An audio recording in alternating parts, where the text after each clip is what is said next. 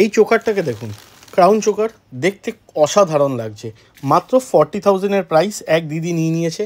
আর তার সাথে নিয়ে নিয়েছে চমৎকার একটা 22 ক্যারেট হলমার্ক এইচওআইডির এই নেকলেসটা। আর বাদ বাকি শুনবো হচ্ছে দিদির কাছে, দিদি কেমন লাগলো আমাদের জিনিসগুলো। হাই, আমি অঙ্কিতা। আজকে আমি রাজলক্ষ্মীতে এসেছি, আমাদের বেহালার রাজলক্ষ্মী জুয়েলার্স। তো আমার মোটামুটি শুরু থেকে সবকিছুই রাজলক্ষ্মী থেকেই নেওয়া, মোটামুটি না পুরোপুরি। তো আমি পুরোপুরি স্যাটিসফাইড, কারণ দাদাদেরকে মানে যা যেরকম বলি, আমার যেরকম উইশ সেই অনুযায়ী আমি পাই। তো আবারও আসবো।